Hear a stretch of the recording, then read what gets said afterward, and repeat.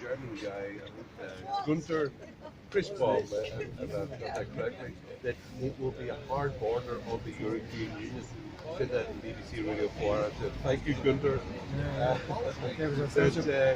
they made it very clear. It will be imposed by the European Union, a hard border. And you had Barrington talking about checkpoints, about please, about leaving troops. Which troops are they going to leave?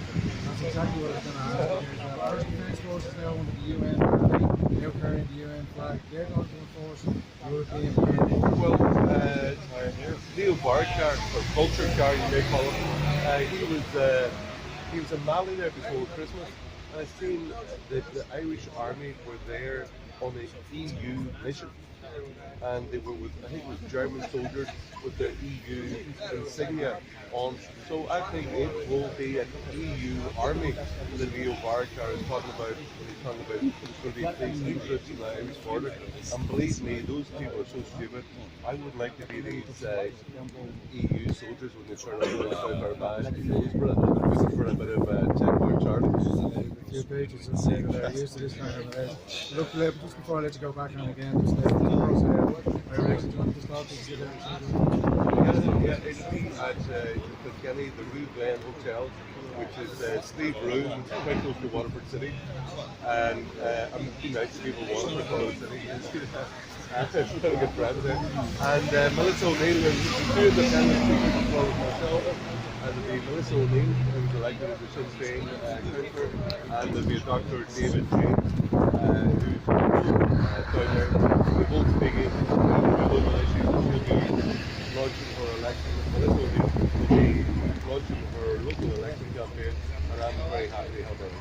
Fantastic. We're going to let you get back to the demonstration as well, and we'll see you down there. Thank you very much. And I'm so jealous of your son now. I wish it was true. I'm going to be jagged. Best of luck there. Thank you. All right, we'll get things going. Any good singers? Who's a good singer? Thank you, even sir. How are you doing here? Join me last time. Well, you were a bit worse for wear last time I seen you. Huh? You were a bit worse for wear last time I seen you. Right. Remember that night? At 12 o'clock it's probably. Ah, yeah. So I didn't get home till about 4. That was all your fault.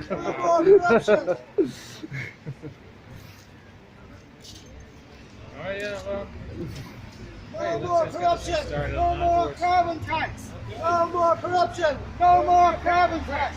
No more corruption! No more carbon tax! No more corruption! No more corruption! No more carbon tax! Have I got the right accent first? Hi boys, you're better than me. Come on, now you start. Go. No more corruption! No more carbon tax! No more carbon tax! No more corruption! No more carbon tax! No more carbon tax! No more corruption! No more carbon tax! No more corruption! No more corruption! No more carbon tax! No more corruption! No more carbon tax! No more corruption! No more carbon tax! No more corruption! No more carbon tax! No more corruption! No more carbon tax! Mai Huya, Carja, well done. Hula boss. It's Coral Magata. Thank you. Everybody, thank you for coming here tonight. We're here to protest against the carbon tax. What do you think of the carbon tax? Boo! It's a load of nonsense. Carbon tax. Boo! No way for carbon tax. Why are we here? It's a stupid, ineffective tax which punishes poor people disproportionately. It would have the effect of really harming the farmers in Ireland, especially beef farmers and the agri-food industry in Ireland. But for ordinary people who have small disposable income, it would disproportionately take money out of the pocket. Most people have to drive to work. Everybody has to heat their house. And it would really hurt them. The ESRI are talking that it will have to go from €100 per person per year to €1,500 per person per year. What do you think of that? No! Do we want the carbon tax? No! And the whole thing, another aspect of it is about, not directly to do with the carbon tax, but it's closely related, about the emissions trading scheme.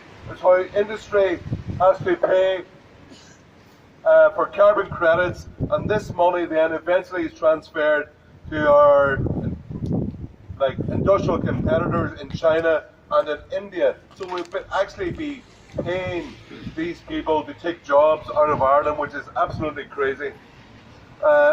Big aspect of another aspect of the carbon tax is that it's going to put up the price of petrol, the price of diesel, and it'll hammer as well the haulage industry, the transport industry in Ireland, who will be, one, you're going to have fuel smuggling, and then just people just going up other places to getting their petrol and diesel from elsewhere. So it's a very ill thought out, ill planned, costs money for the government to implement, and basically at the end of the day, when you put in a punitive tax like this carbon tax, it means that people who are here, firms that are here, will just go to other countries where they don't have to pay this tax.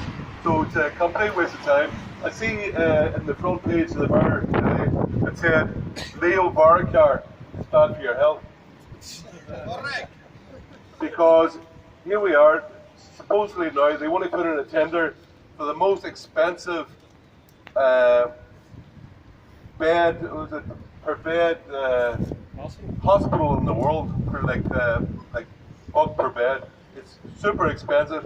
So we're going to have these incredibly expensive hospitals, and which the nurses do not have a proper wage. Quite incredible. And of course, Leo was over there in Mali there before Christmas, meeting with the Irish Army. Of course, these poor soldiers get absolutely paid peanuts by the state as well. I started there about 2 weeks ago, and he was telling me for an 11-hour shift, you get 34 quid. That is disgraceful. How can a man married with 2 kids, how can they raise a family on money like that? It's just unbelievable. Any questions on the carbon tax? Bullshit. Bollox! But so the whole thing.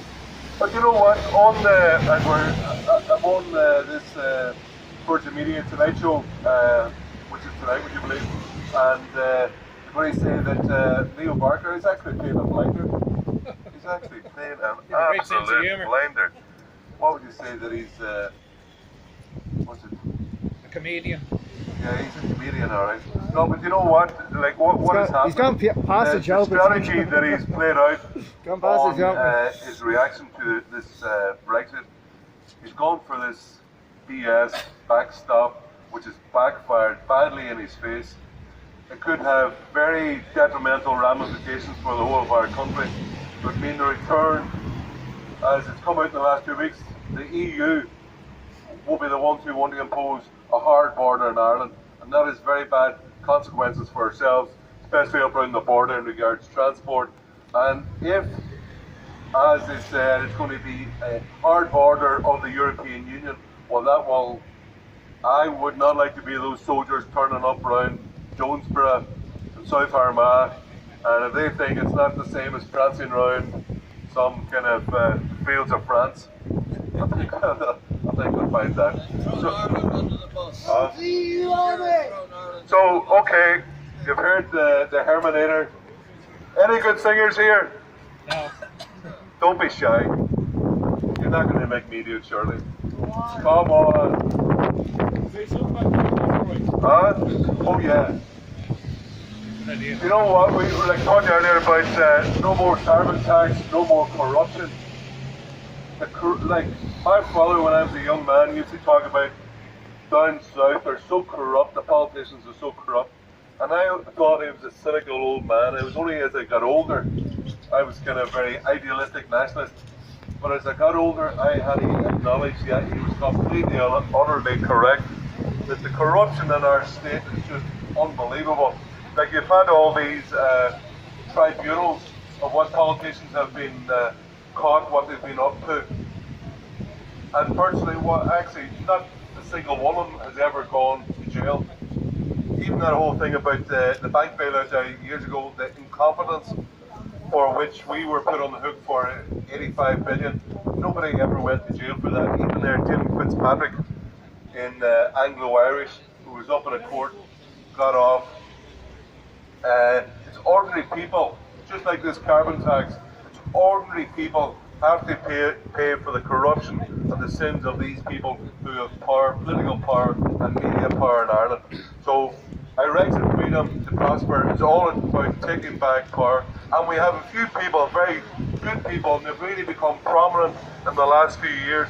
There's people like Jem O'Doherty, who's doing very well on YouTube. You have John Waters doing interviews regularly, and a few years ago Ben Gilroy has been at it longer than the rest of us, and his thing about trying to stop evictions, trying to highlight the ill treatment of people in Irish courts, especially when it comes to holding on to their houses. Of course, he was taken up and he's been put in Mountjoy prison at the minute, and that shows that an ordinary good man who's a patriot, who loves his country, who loves his people, he's in jail, and these scumbag millionaires who have ripped millions out of our country are still waltzing around, living in their big houses, and they're the ones who are calling for taxes like this, carbon taxes, property taxes on ordinary people who have to pay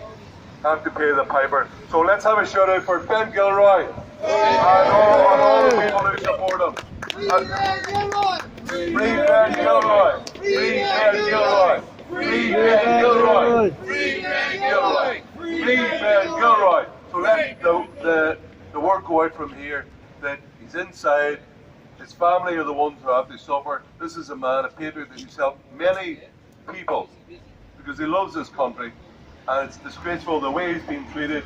And you know what? We have to get used, and we have to keep on protesting that this doesn't happen, because they're going to pick us off one by one. I know a good friend of mine told me tonight that his Facebook page of 10,000 people, which he's built up over many years, has just been taken offline there last night by Facebook. So these big conglomerates are the ones who are always Facebook, Google, Twitter. They want to shut down debate, and that's why we're going to come here. We're going to exercise our free speech, and we're going to say our thing every time that we want. Okay. So, does anybody else would like to speak? Yeah. Hands are bloody freezing. Yeah, I was going to do something.